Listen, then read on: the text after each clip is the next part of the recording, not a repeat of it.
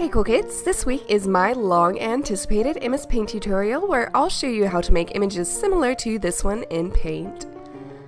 Now, one of the nice things about Mspaint is that it's always there, you know? Like, it's one of those good programs that comes pre-installed on every computer, so it's super easily accessible to everyone and... Oh? What's that? Oh.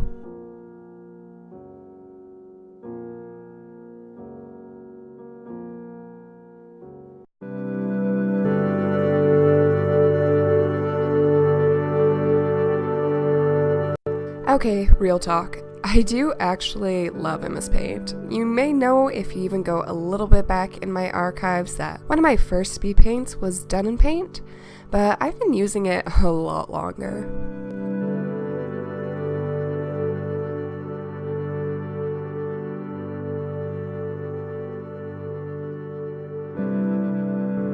I still remember being 4 or 5 and going to my grandparents' house and just playing on Mspaint on their computer for like ages.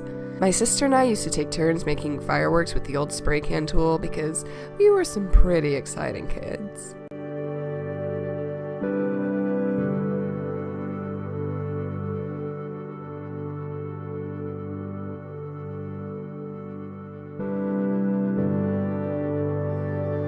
Paint's been a bit of a staple of my digital art since.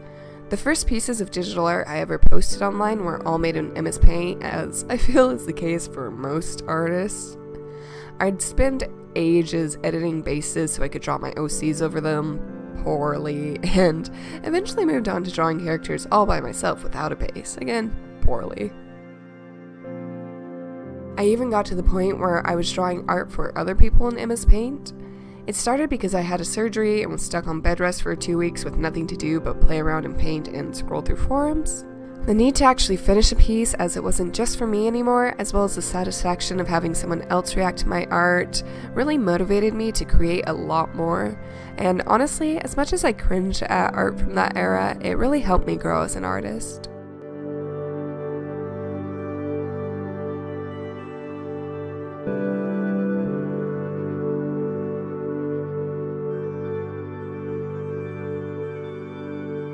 I did eventually start using other programs, although Paint was still my go-to to make line art up until I got my tablet, and even then, I still like using Paint from time to time, just for fun. I'm 90% sure I've mentioned this before, but I find Mspaint somehow the most frustrating, but also least stressful art program I use.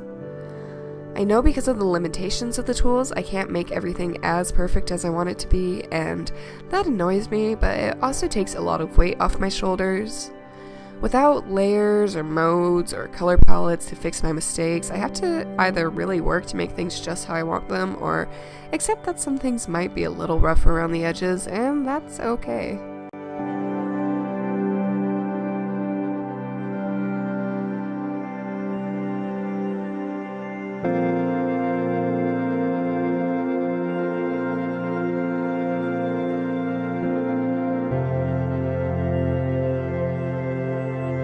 I feel like it's worth mentioning by this point that I am drawing a self-portrait. This wasn't originally going to be a full speed paint, I was just using it as a warm-up, but I got a little carried away with it and didn't have time to draw anything else. I always feel a little narcissistic drawing myself, but I need to do more photo studies, plus I like how this turned out, rough edges and all.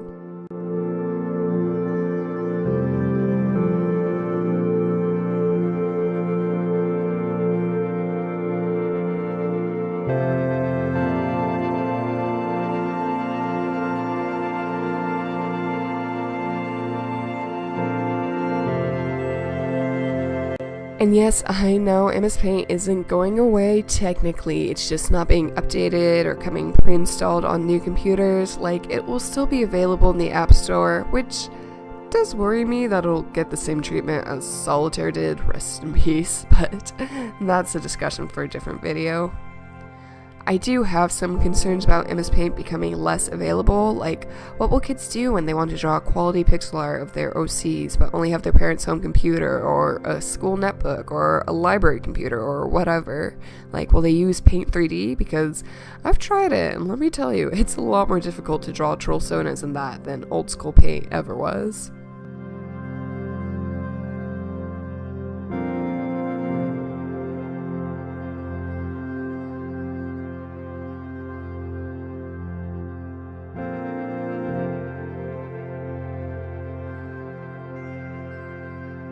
But maybe I'm just nostalgic, and maybe the accessibility of Mspaint overpowered its actual ability, or lack thereof, in endearing it to me, and maybe there isn't really a place for a simple little drawing program in the future.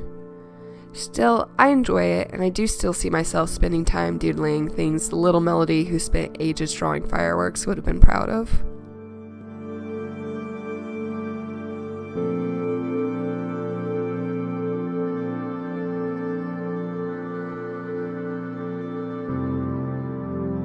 Anyways, thanks Mspaint for being with me through all the weird art phases over the year, and through all the project assets I had to hurriedly make on school computers, for all the warm-up doodles and the full-fledged paintings.